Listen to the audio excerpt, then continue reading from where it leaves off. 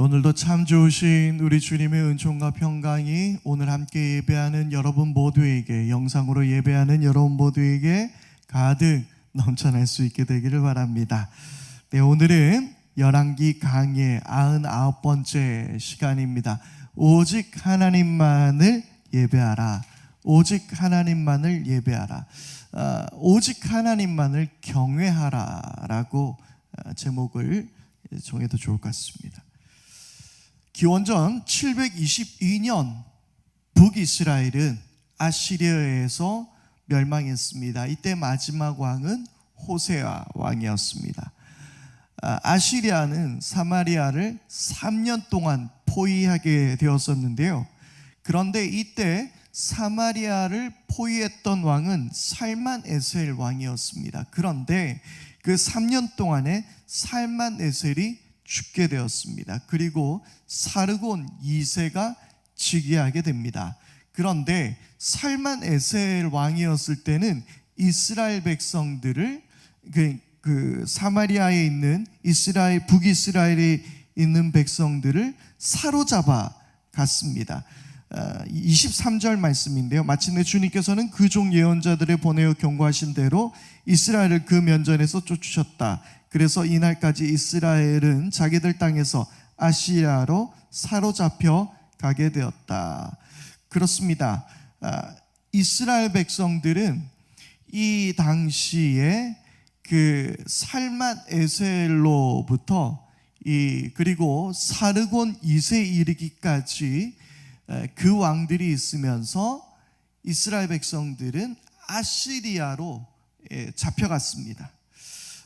그래서 결국 사마리아를 점령한 것은 살만 에셀 때가 아니라 그 다음 왕이었던 사르곤 2세 때 북이스라엘을 완전히 점령하게 된 것이죠. 그래서 역사의 기록도 보면요, 이 사르곤 2세가 자신에 대한 기록을 쓰면서 자신을 사마리아의 정복자라고 기록했다고 합니다.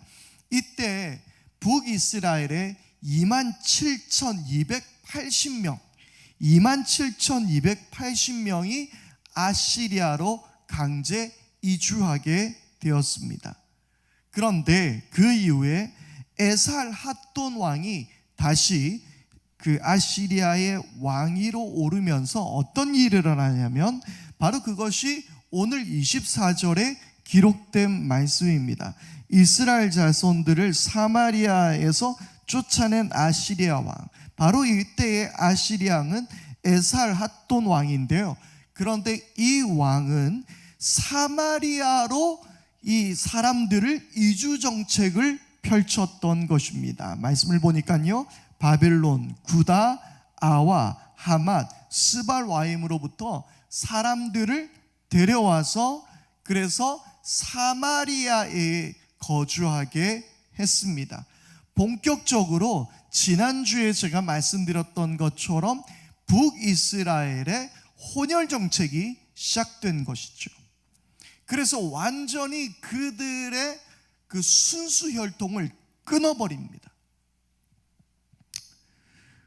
그래서 이때 바로 하나님께서 명하셨던 지파들이 사라지게 되었는데요. 그래서 이 지파들을 향해서 그 별명이 붙었습니다. 잃어버린 10지파. 역사 가운데서 이 10지파들이 역사에서 아예 사라져버리게 된 거예요. 그럼 남유다에는 누가 남았습니까?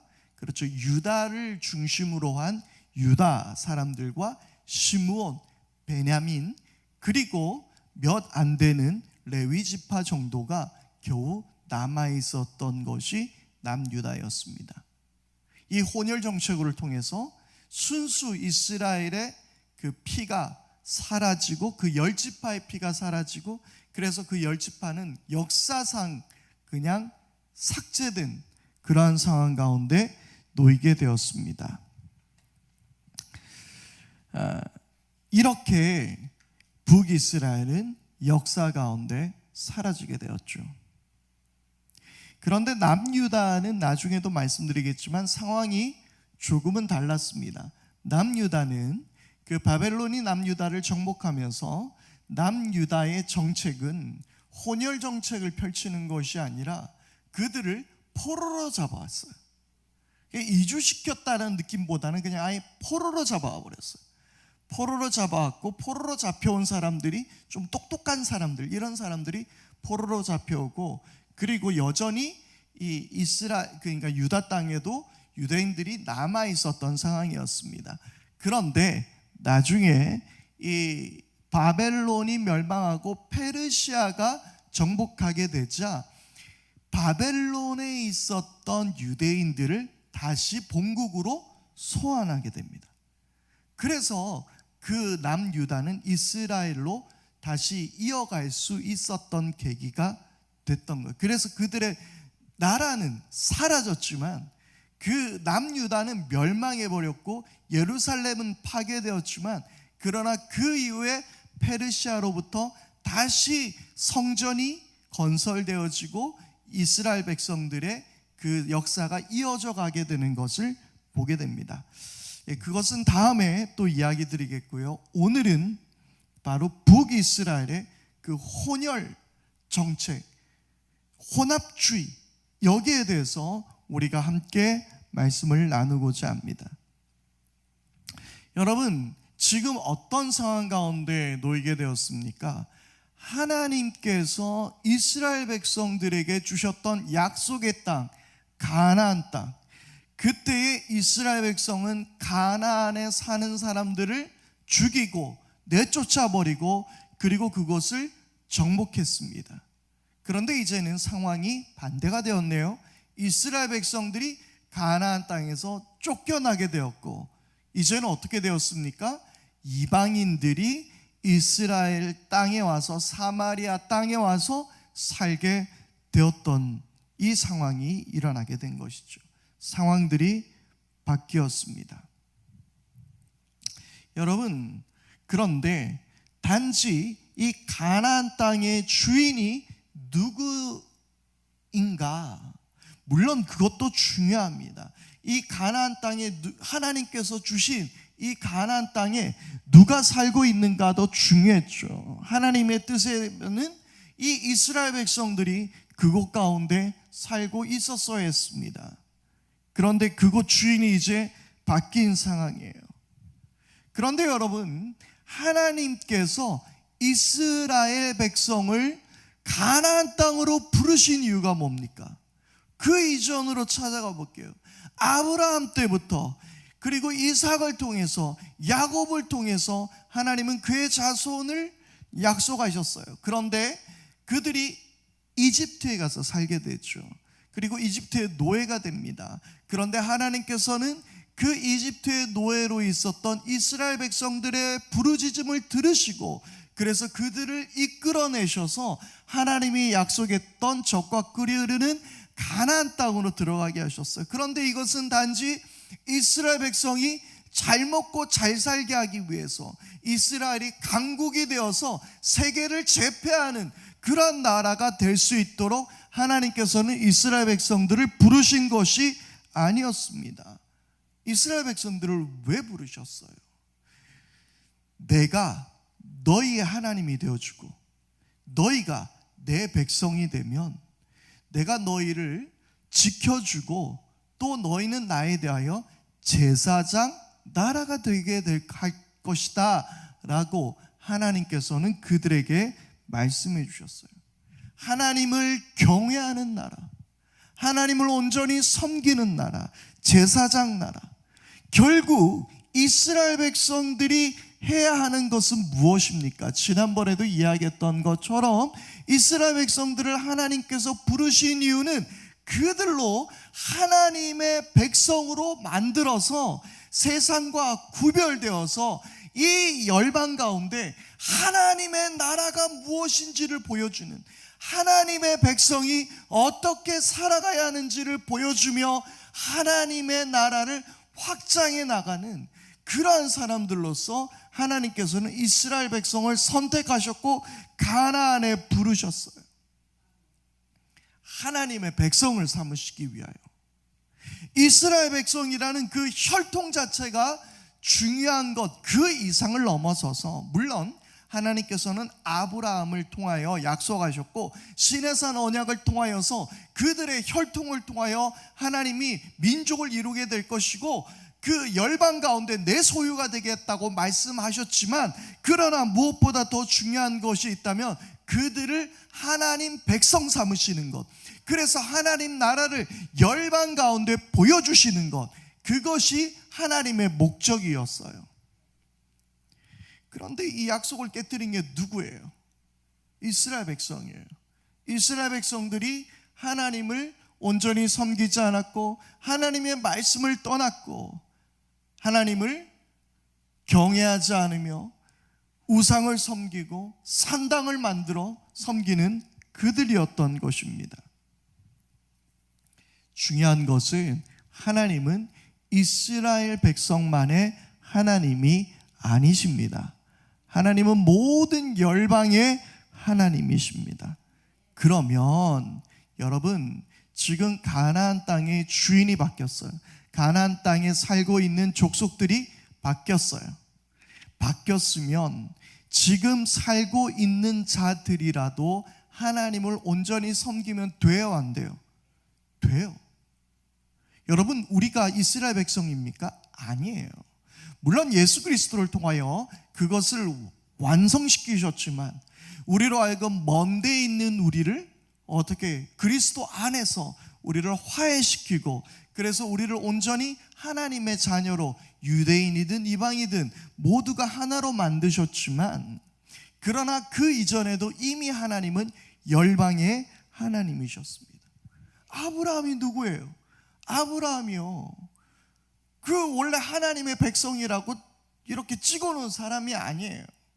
그는 그냥 갈대아 우르에 살았던 사람이었습니다. 그리고 아브라함의 집안이 뭐하는 집안이었어요? 우상을 만들던 집안이었어요.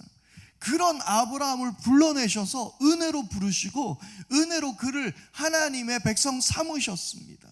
그러면 이제 하나님께서 할 일은 또 이스라엘 백성 남유다를 통해서도 역사하실 수 있지만 북이스라엘에 있는 그 아시리아에 있는 바벨론, 구다, 아와, 하마, 스발, 와임으로부터도 하나님은 영광 받으실 수 있으신 분이신 줄 믿습니다.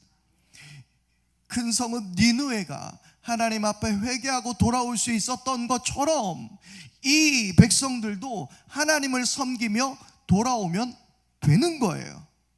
그래서 하나님께서 그들을 선택하셔서 또 하나님의 나라를 세워가시면 되는 거일 수도 있었습니다. 자, 우리는 그 의미를 25절에서 찾을 수 있습니다.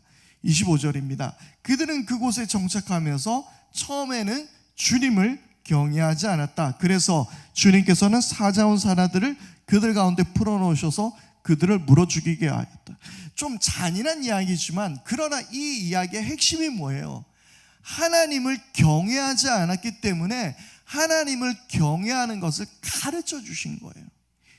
하나님께서는 가끔 특별히 북이스라엘 가운데 북이스라엘이 하나님의 말씀을 제대로 뭔가 거역하게 될 때에 하나님의 심판의 메시지로서 사자를 가끔 보내셨어요. 우리가 예전에도 보면 이 남유다로부터 온 한 하나님의 사람이 여로보암에게 가서 예언을 하지 않습니까? 그랬다가 늙은 선지자하고 만나서 거기서 그 마실 것과 먹을 것을 먹고 밤에 자고 그 다음날 결국 하나님의 사람이 어떻게 됐어요? 사자에 찢겨 죽었어요. 그런 일들이 일어나면서 특별히 이 북이스라엘 땅에 아마 사자가 많이 살았는지는 잘은 모르겠습니다만은 그렇게 하나님께서 심판의 메시지를 보이셨어요. 그리고 이들도 그것을 알았습니다. 우리가 이곳에 있는 신을 잘 몰라서 우리가 죽게 되었구나. 이 사자가 그래서 우리를 자꾸 죽이는구나라는 걸 깨달았어요. 하나님께서는 하나님이 원하시는 바를 물론 선지자로서 이렇게 말씀해 주셨으면 좋겠지만 그 사자를 통해서도 하나님은 말씀하셨던 것 같아요. 그래서 26절입니다. 뭐라고 이야기합니까? 임금님께서 우리를 사마리아로 이주시키셔서 이 성읍에 살게 하셨습니다. 그렇지만 이리로 이주한 민족들은 이 지역의 신에 관한 관습을 모릅니다. 그래서 사자가 우리를 자꾸 죽이는 것 같습니다. 그렇게 이야기를 하게 되는 거예요.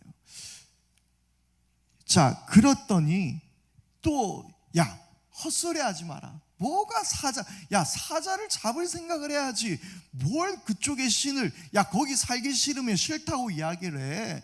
아니면 거기 임대주택을 내가 더 만들어주든지 뭘 해줄 테니까 아파트를 더 지어주고 복지정책을 잘 세워줄 테니까 좀 잘 거기 있어봐 라고 이야기하는 게 아니라, 아시리아 왕도 뭐라 그래요? 그래, 알았다. 그러면 내가 그곳에서 사로잡아온 제사장을 거기로 급파할 테니까 그 사람에게 물어봐 라고 이야기하는 거예요. 29절에 28절에 사마리아부터 사로잡혀온 제사장 가운데 한 사람이 그리로 돌아가 베델에 살면서 주님을 경외하는 방법을 알려주었습니다. 그런데 우리는 여기에서 베델에 살면서라는 말에 우리는 또 하나 깨달을 수 있는 게 있어요. 이 제사장이 정상이에요, 정상이 아니에요? 예전에도 베델에 있는 늙은 제사장이 있었잖아요. 그곳이 산당이 있었던 곳이고 하나님을 온전히 예배하는 곳이 아니었습니다. 이 사람이 어떻게 하나님을 경외하는 법을 제대로 알려줄 수 있었겠습니까? 소경을 인도할 수 없는 것이죠. 제사장이 하는 역할은 무엇이에요? 제사장이 하는 역할은요, 무엇보다 하나님의 율법에 따라서 이스라엘 백성들이 하나님 앞에 온전한 제사를 드릴 수 있도록 그 일을 수행하는 사람이에요.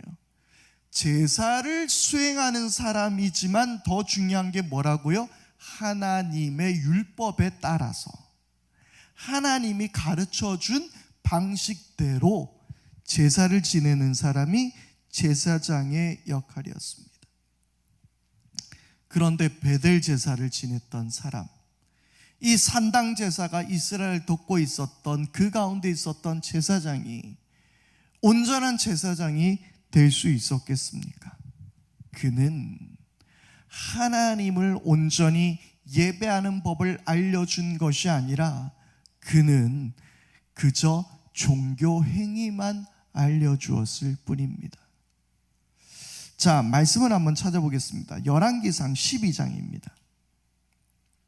앞으로 조금 갈게요. 열왕기상 12장 27절 말씀부터 잠깐 보겠습니다.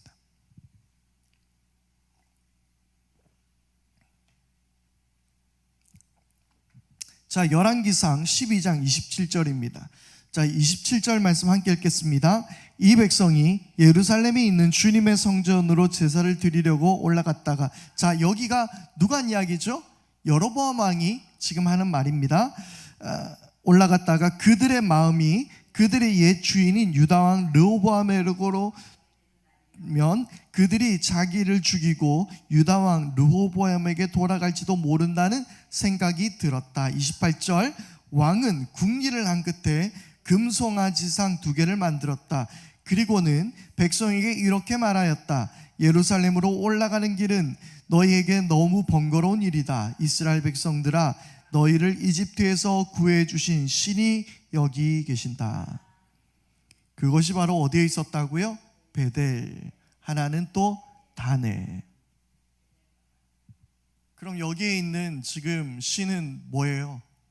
당연히 금송아지를 섬기고 있는 거죠. 그런데 문제는 이 제사장이 원래 하나님께서 약속한 제사장은 어떤 사람이어요? 레위 지파 중에 사람을 뽑아서 제사장을 세워야만 했습니다. 아니면 제씨를 가진 성을 가진 사람이 사장이 되면 제사장이다. 죄송해요. 그런데 31절 말씀 읽어보겠습니다. 31절 시작. 여로보암은 또 여러 높은 곳에 산당들을 짓고 레위 자손이 아닌 일반 백성 가운데서 제사장을 임명하여 세웠다. 아멘. 그러면 지금 이 제사장은 레위 제사장일 가능성도 없고 온전한 하나님의 율법을 지켰던 제사장일 리도 없고 지금 여기에서 섬기고 있다는 여호와를 섬긴다라는 말조차 금송아지를 섬기고 있는 상황이었던 것이죠. 혹여나 이때 금송아지가 없다고 하더라도 그들에게 가르쳐야 할 것은 종교 행위를 가르쳐야 할 것이 아니라 하나님이 어떤 분이신가를 가르쳐야 하는 거예요. 하나님이 온 우주 만물의 창조주이시며 우리를 인도하여 내신 분이시며 정의와 공의의 하나님이시며 그 하나님을 온전히 가르쳐 주어야 하는 겁니다. 하나님의 마음을 제대로 알려주었어야 하는 겁니다. 여러분, 이것은 우리에게도 마찬가지예요. 복음을 제대로 모른 채 우리는 그저 종교 행위만 하고 있는 것은 아닙니까? 종교 생활만 하고 있는 것은 아닙니까? 남은 것은 주일날 교회 오는 거, 헌금하는 거, 남은 것은 그냥 종교란에 기독교 쓰는 것, 그것밖에 남아있는 것은 아니지 않습니까? 아니지 않은가요? 여러분, 오늘 우리들의 모습을 한번 돌아봐야 될 것 같습니다. 우리는 정말 하나님의 마음을 알고 있는가? 나는 정말 복음을 온전히 이해하고 있는가? 나는 이 성경에 나타난 하나님을 나는 온전히 만나고 있는가? 우리를 한번 돌아볼 수 있기를 바랍니다. 하나님께서 원하시는 건 뭐예요? 미가 6장 8절의 말씀입니다. 너 사람아, 무엇이 착한 일인지 주님께서 이미 말씀하셨다. 주님께서 너에게 요구하시는 것이 무엇인지도 이미 말씀하셨다. 오로지 공의를 실천하며 인자를 사랑하며 겸손히 내 하나님과 함께 행하는 것이 아니냐. 사람아, 주께서 내게 원하시는 것이 무엇인지 이제 보이셨다. 주께서 원하시는 것은 인자를 사랑하며 공의를 실천하며 인자를 사랑하며 겸손히 내 하나님과 함께하는 것. 할렐루야. 이것이 하나님이 원하시는 거예요. 종교 행위가 하나님이 원하시는 게 아니에요. 주님께서 너에게 요구하시는 것은 하나님을 경외하는 거예요. 하나님이 어떤 분인지를 깨닫고 하나님을 온전히 경외하는 거예요. 그것이 하나님께서 원하시는 것입니다. 시편 51편 17절의 말씀은 하나님께서 원하시는 것은, 원하시는 제사는 찢겨진 심령이라고 이야기하고 있습니다. 하나님이 원하는 건 종교 행위가 아니에요. 우리의 마음과 정성을 다해서 하나님의 마음을 알고 하나님의 뜻을 행하는 바로 그것입니다.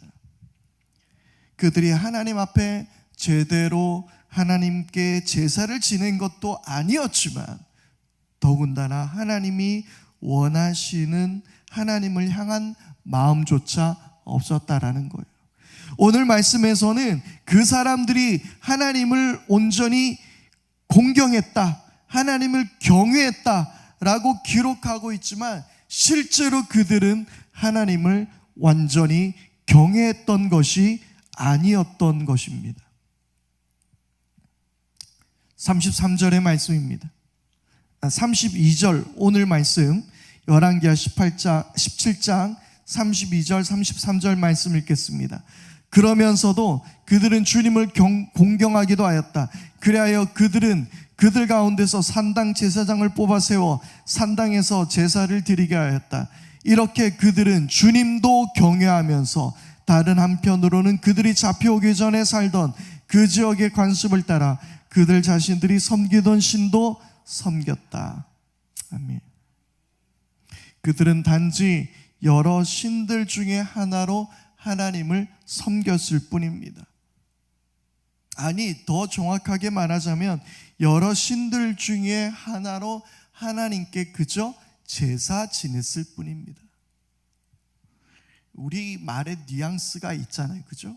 하나님 앞에 예배했다는 것과 하나님 앞에 그저 제사, 우리는 제사 문화가 있다 보니까 이 말의 뉘앙스가 조금 더 확 와닿을 것 같아요.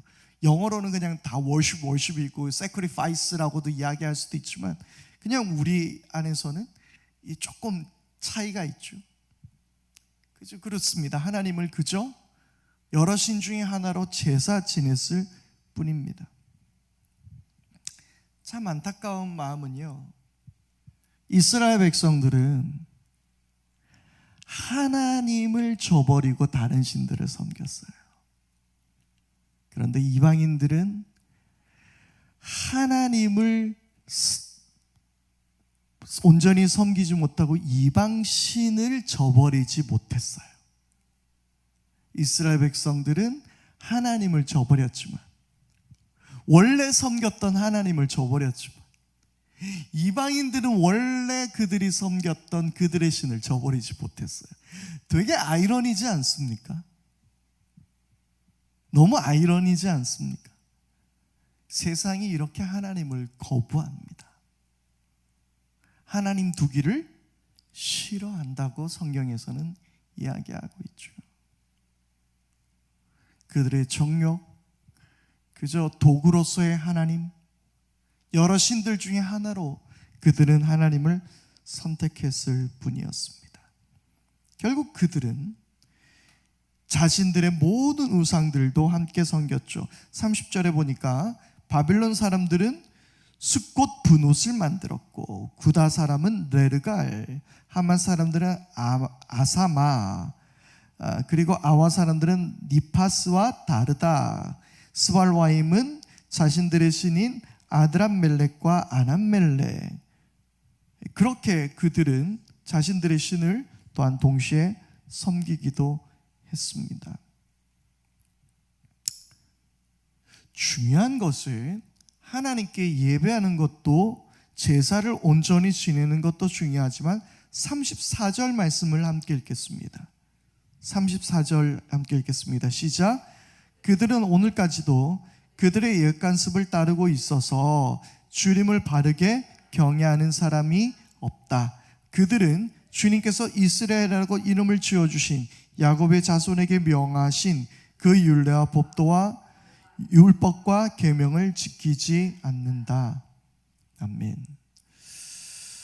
그들은 바르게 주님께 경외하지 않았던 거예요. 이스라엘 백성도, 그리고 이주해 왔던 이방인들도 온전히 하나님을 바르게 예배하지 않았습니다.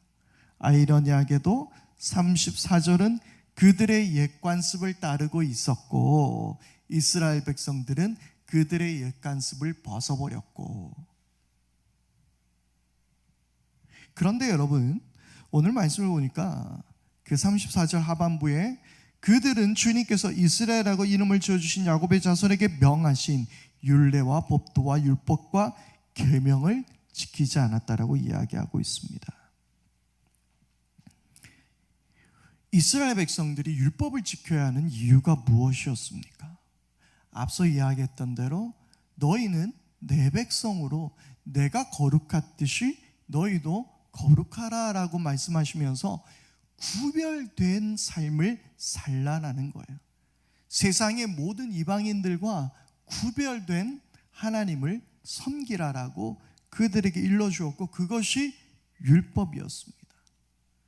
그런데 하나님도 예배하면서 하나님께서 말씀해 주신 율법을 그들 모두가 지키지 않으니, 하나님 앞에 그저 종교 행위만 하고 있으니 어떤 일이 일어나요? 31절 마지막에 자녀들을 불살라 바치기도 하고 어리석은 일들을 하기도 하고. 그쵸? 지난번에 제가 한번 말씀드렸죠. 아브라함을 통해서 네 자녀를 내게 제사 지내라 라고 이야기했을 때에, 제물로 바치라 라고 말씀하셨을 때에 이삭을 죽이지 못하게 하셨죠. 그러면서 뭘 보이셨어요? 나는 그런 신이 아니다라는 거예요. 그 고대 근동 가운데 자녀를 불살라 바치는 그런 어리석은, 은혜롭고 자비롭지 못한 그런 신이 아니고, 나는 자비롭고 노하기를 더디하며 인애와 진실이 많은 하나님이라는 것을 말씀해 주고 있는 거예요. 율법은 바로 그런 하나님을 온전히 섬기는 것이며 그 하나님을 세상 가운데 보여주는 거예요. 그래서 우리가 지난 우리 성경 여행을 했을 때도 우리가 함께 나누었던 것처럼 결국 하나님의 율법이라는 게 뭐였어요? 정의와 공의를 행하고, 그리고 무엇보다 약한 자들을 돌보는, 구약의 수많은 금지법, 이런 것들이 다 뭐였어요? 알고 보니 약자들을, 병자들을, 여인들을 보호해주는 법들이었던 거죠. 가난한 사람들을 위하여 곡식을 남겨줄 줄 아는, 바로 그것이 하나님께서 원하셨던 이스라엘 백성들. 그래서 우리가 아모스 선지자도 공의와 정의를 물과 같이 그렇게 흐르게 할 것이라고 말씀하지 않습니까?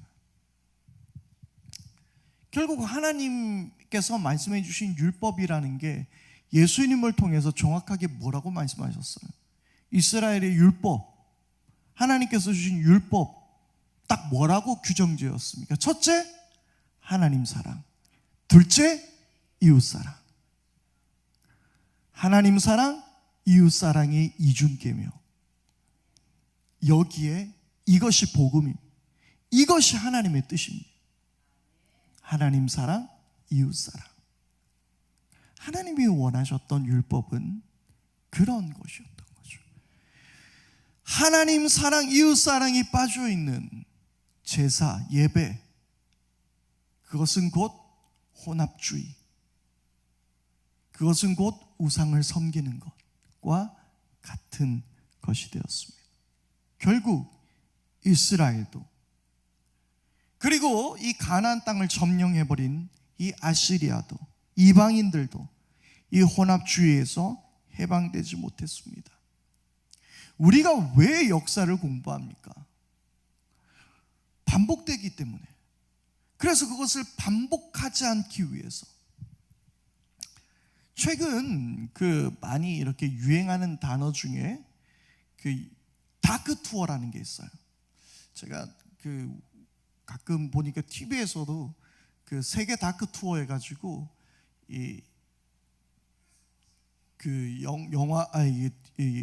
강의를 하고 있던데, 그런데 이 다크 투어가 뭐냐면 인류가 범죄했던, 예를 들어서 유대인 포로 수용소, 아니면 예를 들어서 제주 4.3 사건이 있었던 제주의 그 수많은 사람들이 죽었던 그런 장소들, 서대문 형무소, 이런 곳들을 다크 투어를 한다 그러죠. 그래서 그 다크 투어를 하는 게 뭐예요? 인류가 이런 끔찍한 범죄를 저질렀고 그것을 통해서 반성하자는 거죠. 오늘 우리가 열왕기 이 말씀을, 북이스라엘의 역사의 끝을 우리가 보면서 이 혼합주의라는 것이, 하나님을 섬기면서 다른 것들도 사랑하며 살아가는 것이 얼마나 치명적인 것인가, 이것이 우리를 어떻게 무너뜨릴 수 있는가, 그것을 우리는 깨닫게 되는 거예요. 또 한편으로 바라보는 것은, 여러분 오늘 말씀 보니까 하나님이 처음에는 사자도 보내고 그래서 깨닫게 하셨어요. 그런데 나중에 아시리아가 하나님께서 쓰셨다 있어요? 없어요. 그냥 포기해버립니다. 포기해버려요. 그런데 이스라엘 백성 어떻게 했습니까? 하나님을 섬기면서 하나님을 떠나고 말씀을 거역하고, 사실 아시리아 사람들과 크게 다르지 않아요. 그런데 어떻게 했습니까? 계속해서 선지자를 보냈고, 계속해서 그들을 기다리고 기다리셨고, 그들에게 계속해서 하나님이 기대하고 계셨던 것도 발견하게 되는 것입니다. 여러분, 오늘 우리가 하나님만을 온전히 섬기지 않고 우리가 혼합주의에 빠져 있다면, 하나님을 사랑하는 것이 아니라 하나님도 사랑하고 있다면, 오늘 끝까지 기다리시고 참으시는, 오래 참고 노하지 아니하시고 우리에게 인애와 사랑을 베풀어 주시는 하나님께 돌아갈 수 있게 되기를 바랍니다. 이 시간 우리 함께 찬양할 텐데요, 오늘의 말씀을 우리 기억하면서 우리 완전하신 나의 주 의의 길로 날 인도하소서, 내가 오직 하나님만을 섬기고 예배하겠습니다. 우리 그렇게 함께 결단하며 함께 찬양하겠습니다. 오늘 말씀을 기억하면서 우리들의 모든 삶을 다해서 하나님을 예배하며 하나님만을 경외하기를 원합니다. 우리 결단하며 찬양합니다. 완전하신 나의 주, 완전하신 나의 주 의의 길로 날 인도하소서, 행하신 모든 일 주님의 영광 다 경배합니다. 예배합니다. 예배합니다. 찬양합니다. 주님만 날 다스리소서. 예배합니다. 찬양합니다. 주님 홀로 높임 받으소서. 다시 한번 예배합니다. 예배합니다. 경외합니다.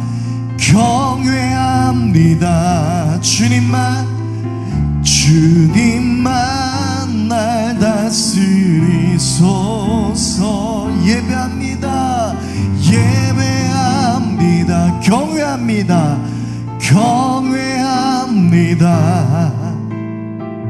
주님 홀로 높임 받으소서. 오늘 이 시간 우리 함께 기도하십시다. 이 시간 우리 기도할 때 주님, 오직 우리가 주님만을 섬기게 하십시오. 오직 우리가 주님도 사랑하는 것이 아니라 주님만 사랑하게 하시옵고, 주님께 우리의 모든 삶을 온전히 드리게 하시옵소서. 하나님, 오직 내 삶 가운데 종교 생활만 남아있는 것이 아니라 정말 하나님을 온전히 사랑하고 온전히 하나님을 경외하게 하옵소서. 함께 말씀 앞에 결단하며 기도하겠습니다. 하나님 아버지, 우리들의 모든 삶을 이제 주님 앞에 올려드립니다. 주님,